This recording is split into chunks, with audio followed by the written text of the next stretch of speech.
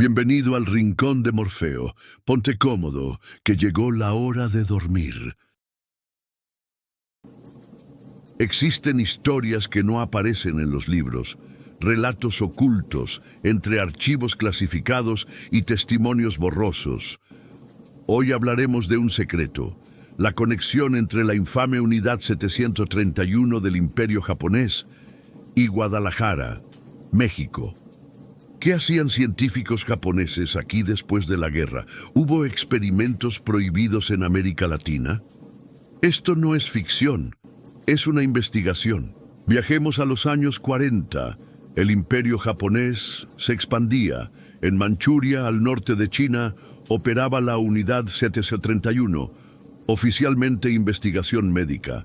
En realidad, una fábrica de muerte, liderada por Shiro Ishii, trabajaba en absoluto secreto. Su objetivo, armas biológicas, prisioneros de guerra, civiles, mujeres embarazadas, todos fueron material de prueba. Vivisecciones sin anestesia, inyecciones de peste, congelamiento de extremidades. La crueldad no tenía límites. Todo en nombre de la ciencia. Los registros detallan horror tras horror.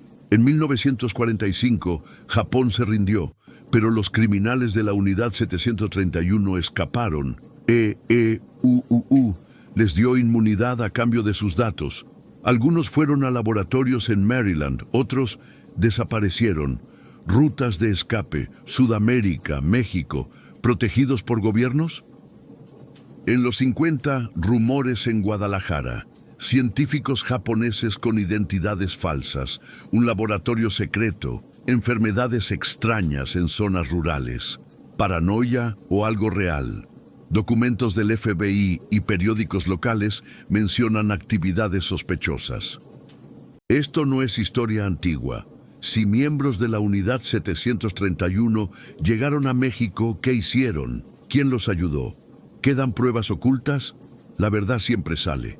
En la próxima hora exploraremos las pruebas y lo que no quieren que sepamos. En la siguiente hora exploraremos las pruebas, los testimonios y las teorías que podrían cambiar lo que creíamos saber. Porque la verdad siempre encuentra la manera de salir a la luz. La Unidad 731 nació en 1936 bajo las órdenes del general Shiro Ishii. Ubicada en Pingfang, Manchuria, su fachada era un centro de investigación médica. En realidad, era el corazón del programa de guerra biológica de Japón. Ishii, un microbiólogo brillante pero sádico, creía que las armas bacteriológicas eran clave para dominar Asia. El complejo abarcaba 6 kilómetros, con más de 150 edificios. Tenía su propio aeródromo, prisiones y crematorios. Para el mundo exterior, era la unidad de prevención de epidemias. Los locales sabían que algo oscuro ocurría allí. Llamaban al lugar la fábrica de demonios. Las víctimas eran llamadas marutas, troncos. Eran prisioneros chinos, coreanos, soviéticos y hasta aliados. Familias enteras eran secuestradas para experimentos. Se estima que más de 10.000 personas murieron allí. Ninguno sobrevivió. Eran considerados desechables. Los científicos infectaban deliberadamente a prisioneros con peste bubónica, cólera y antrax. Estudiaban cómo se propagaban las enfermedades en cuerpos vivos. A algunos les inyectaban venenos en comidas. Documentos muestran que congelaban extremidades para estudiar gangrena. El procedimiento más brutal eran las vivisecciones. Operaban a personas conscientes para ver órganos funcionando. Extraían hígados, estómagos y cerebros mientras las víctimas gritaban. Todo se documentaba en detalle. Los cirujanos bebían sake para soportar el horror. En cámaras herméticas exponían a prisioneros a gas mostaza y cianuro. Medían cuánto tardaban en morir. Algunos eran amarrados a postes y bombardeados con bombas bacteriológicas. Los informes describen pieles derritiéndose y pulmones colapsando en minutos. Mujeres embarazadas eran infectadas para ver efectos en fetos. Otras eran violadas para estudiar ETS. Documentos secretos mencionan unidades de embarazo forzado. Los recién nacidos eran usados para más pruebas. No hay registros de supervivientes. En 1942, la Unidad 731 probó armas climáticas. Liberaron plagas sobre pueblos chinos, matando a 200.000 en meses.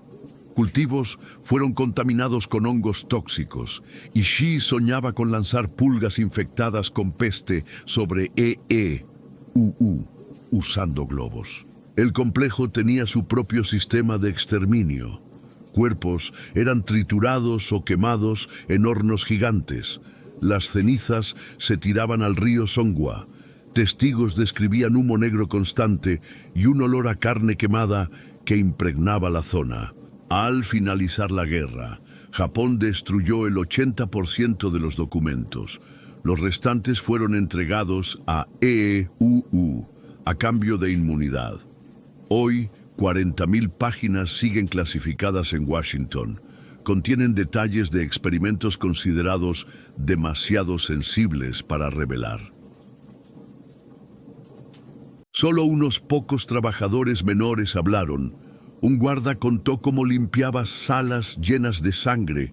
Un conductor describía gritos que nunca olvidó. Los médicos principales llevaron sus secretos a la tumba. Muchos siguieron trabajando en hospitales japoneses. ¿Qué tiene que ver esto con Guadalajara? En los 50, informes de la CIA mencionan científicos japoneses especializados en patógenos llegando a México. Algunos tenían vínculos con Ishii. ¿Trazaron su ruta hasta Jalisco?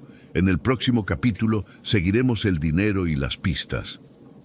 Agosto de 1945. Japón se rinde, pero el general Ishii tiene un plan. Quema los archivos de la Unidad 731 y negocia con EEUU. Documentos desclasificados revelan que intercambió datos de guerra biológica por inmunidad. Así nació el Acuerdo Ishii, el pacto más oscuro de la posguerra. Mientras los juicios de Tokio condenaban a otros criminales, 300 miembros de la Unidad 731 escaparon. Algunos volaron a Maryland para trabajar en Fort Detrick. Otros tomaron barcos a Sudamérica. Pero hubo una tercera ruta: México. ¿Por qué Guadalajara? México mantuvo relaciones diplomáticas con Japón hasta 1942. Tras la guerra, aceptó migrantes japoneses sin preguntas. Archivos de la Segov muestran que entre 1948 y 1952 llegaron 47 científicos con visas de trabajadores agrícolas, todos con pasaportes alterados. En 1951, el periódico El Informador reportó un incendio sospechoso en un laboratorio privado en Zapopan.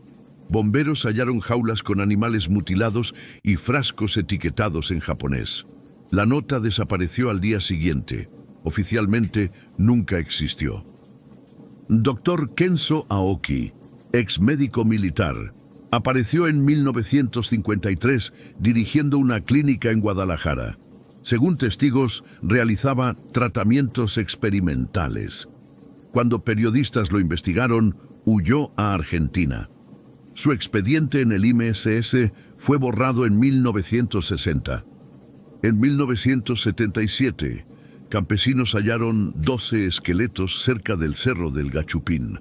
Forenses determinaron que murieron entre 1950 y 1955, con rastros de sustancias desconocidas. El caso se archivó como homicidios no resueltos. ¿Víctimas de experimentos? Cables de la CIA revelan que México permitió investigaciones biológicas a cambio de tecnología médica.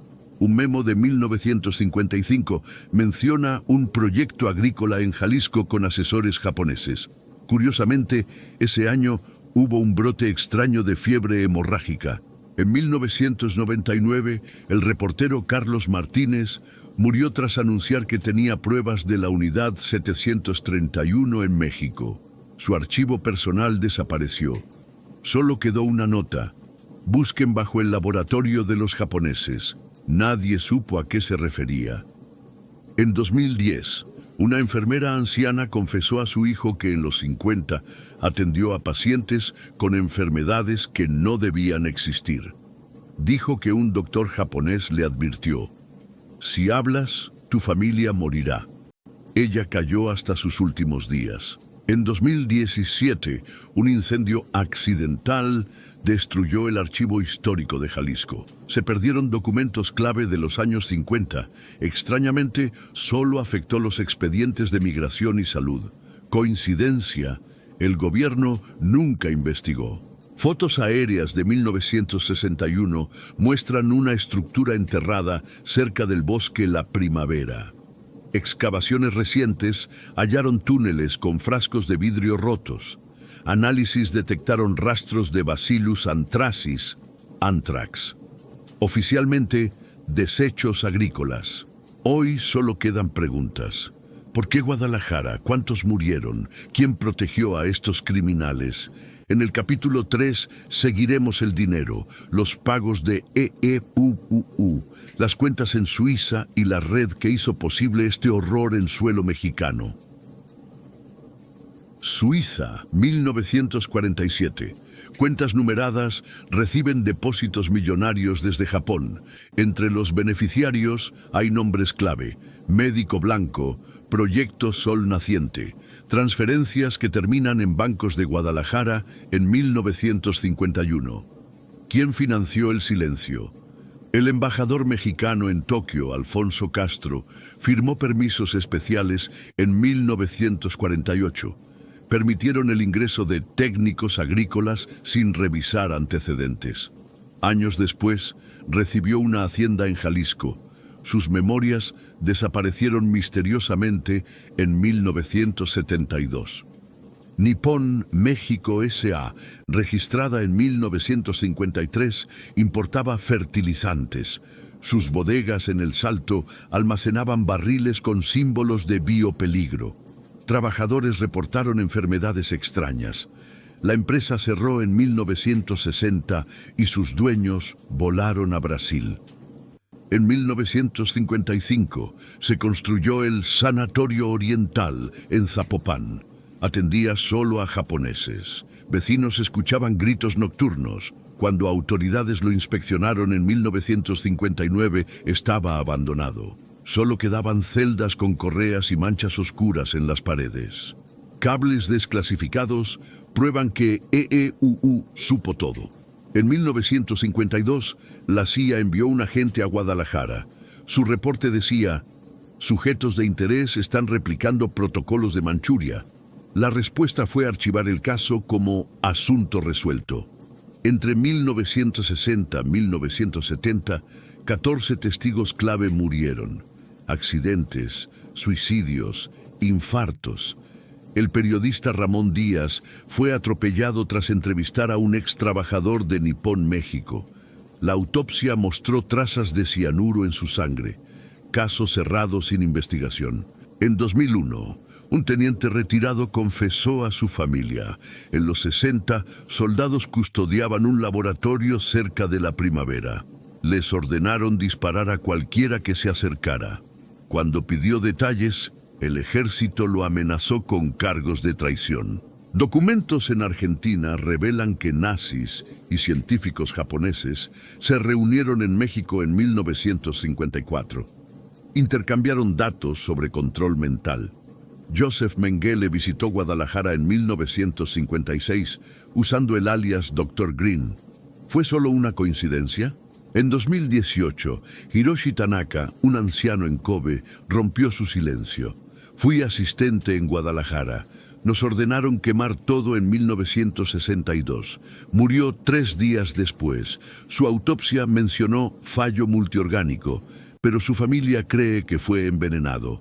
Hoy, el terreno donde estuvo el Sanatorio Oriental es un lote baldío. Nadie lo compra.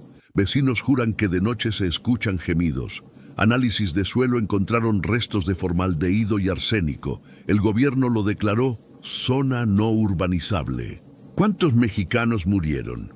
¿Qué experimentos se realizaron? ¿Por qué EE.U y México ocultaron esto? Los archivos siguen sellados.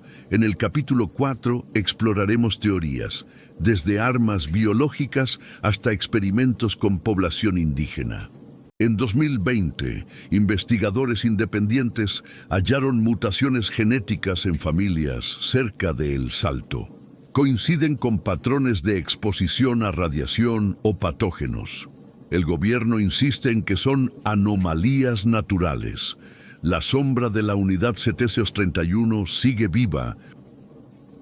Abril de 1952. En Tlaquepaque, 32 personas murieron en una semana con síntomas extraños, fiebre hemorrágica y piel necrosada. Autoridades lo atribuyeron a intoxicación alimentaria, pero médicos que atendieron los casos desaparecieron días después. Testigos describen un edificio blanco en las afueras de Guadalajara, con ventanas selladas.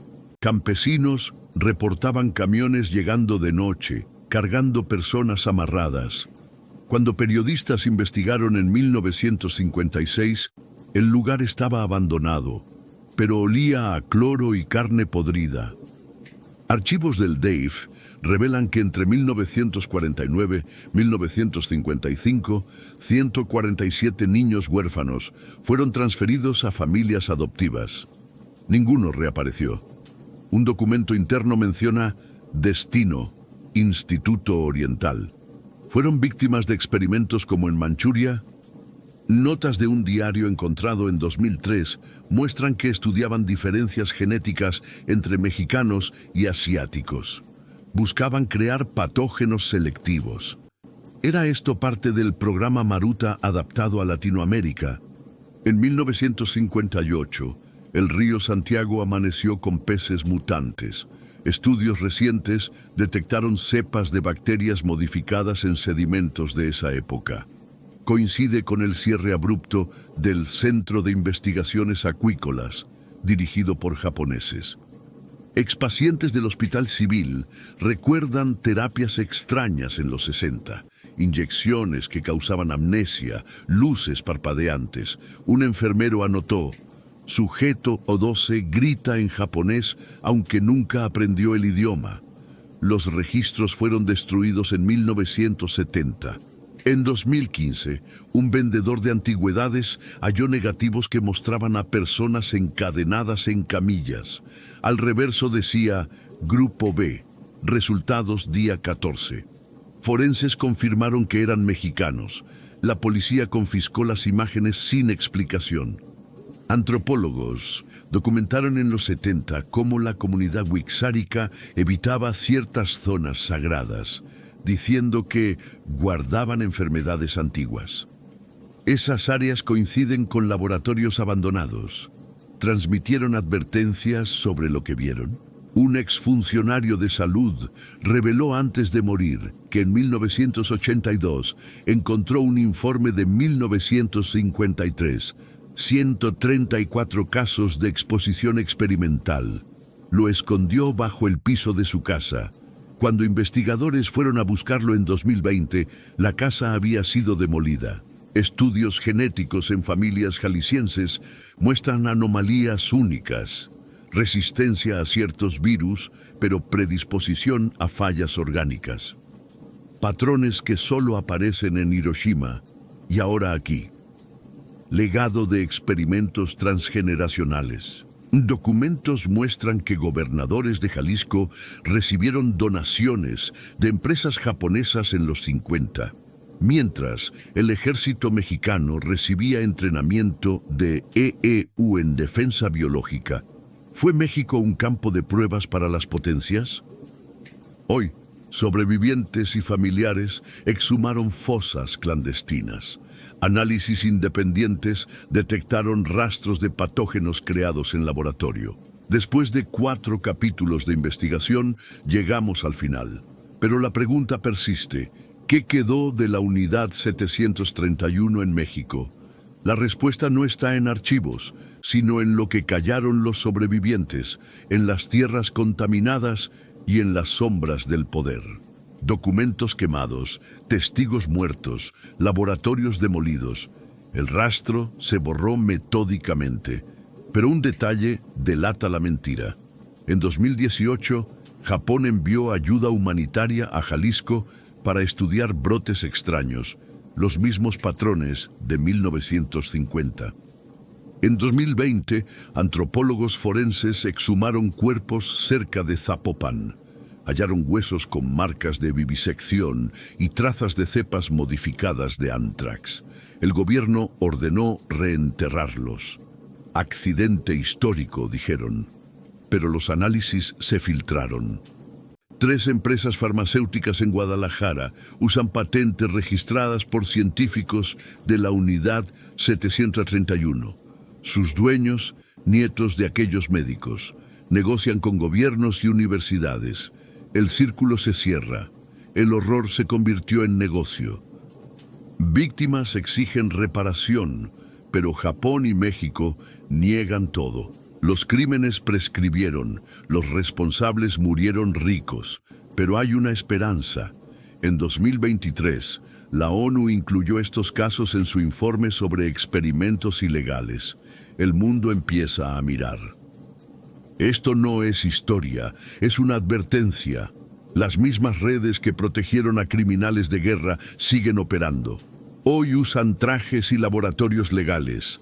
La Unidad 731 murió en papel, pero su legado sigue vivo y depende de nosotros no olvidar.